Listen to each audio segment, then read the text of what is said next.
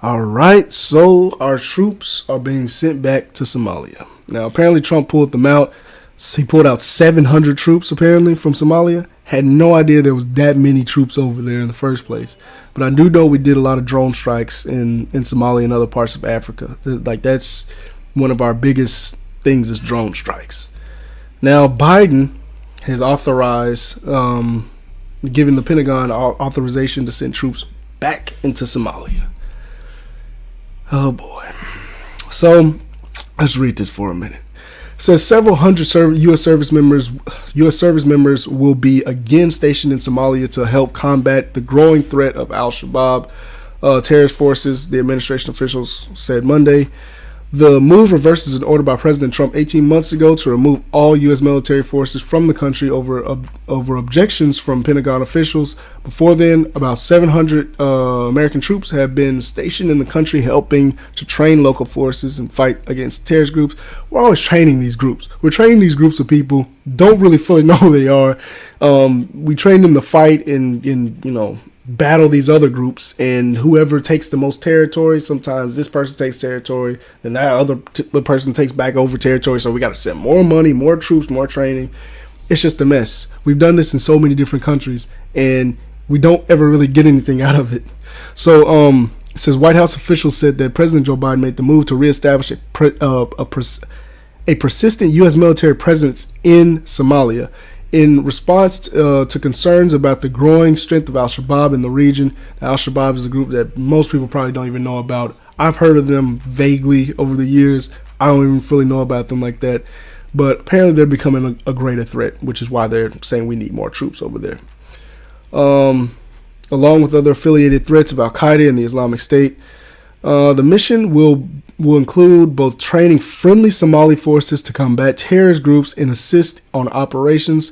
Try to dislodge Shabaab from its significant amount of territory that it purports to govern and hold. So it's this conflict has been going on since the 90s. Somalia has been in civil war since the 90s. This current civil war. And I don't. Lord have mercy. A lot of these countries are just always going to be in absolute turmoil, from whatever reason, from our foreign intervention to the overthrowing of governments. They have no stable foundation to form suitable, just like governance. And so now you have just a bunch of groups of people fighting each other for power and control, and it's just waste. It's a waste. We dump all this money into these countries and don't get anything out of it. So let's see. Defense Secretary Lloyd Austin has requested a move as a way to build on U.S. military airstrikes. Yes, we have nothing but airstrikes in that region.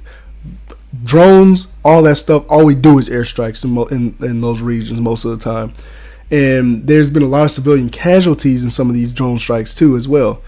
And that was one of the biggest things out of the Obama administration and even the Trump administration. Like, they killed so many civilians with those airstrikes. And Biden, he actually did pull back for a while. I'm not sure if it's still the case now, but he pulled back on the amount of airstrikes and drone strikes that they were going to do in this region.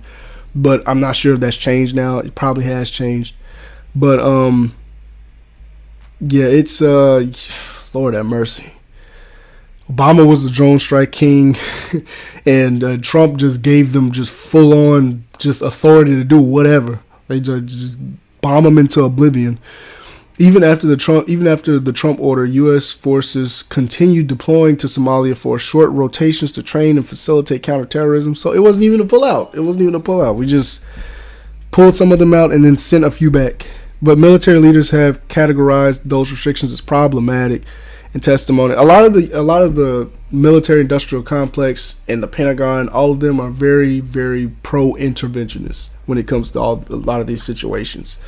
And if you are a politician, like even if you are in the establishment per se, and you have foreign policy, anti-interventionist foreign policy, they will treat you like dirt. Okay, you saw what happened after we pulled out of Afghanistan. The media coverage was insane. A lot of people wanted to pull out of Afghanistan. They thought we shouldn't be in Afghanistan anymore. But when you actually saw what happens when you actually pull out of these countries and leave these countries, there will be a power vacuum. The Taliban was going to take over. The government that we funded and built up for all these years, it was like just bones. A hollow, shallow government. Okay, they had no will to really fight or push back the Taliban. Some of them probably had deals with the Taliban. So the Taliban was always going to take over. It wasn't even a fight for the Taliban to take back over. They just, surrendered pretty much. So, yeah, this type of foreign policy, having an anti-interventionist foreign policy does not go over well with these guys. Because these people look for any reason for troops to be sent, for weapons to be sent. We got to train these people. Got to spend this money here. You see how many packages we've sent to Ukraine. We sent billions and billions and billions, another $1 billion package, then another $1 billion package to Ukraine with no hesitation. So, and the U.S. presence, U.S. is always going to have presence in the world, but where we need presence constantly is up for debate, okay? Because we have been the sole superpower mainly for all these years now, ever since World War II. But that is starting to change. China's becoming way more influential, but they're not doing military intervention. We're still doing the old school, send troops, knock off this person. We're still doing the old school way, but that doesn't work anymore. China's doing Belt and Road Initiative, getting involved, like in putting their claws into these people's economies, basically. We'll give you money to do investments to build this, build that. But, China's going to get their money back anyway, because those countries now owe China. But, yeah, this is interesting that we're going back to Somalia, which we kind of technically never left, apparently, because they were doing rotations.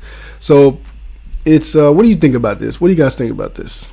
Are you for sending troops back to Somalia? Do you even know what Al-Shabaab is? What do you think? Be sure to like, comment, subscribe, like, comment, subscribe, like, whenever you do it, however you do it, wherever you do it, just do it.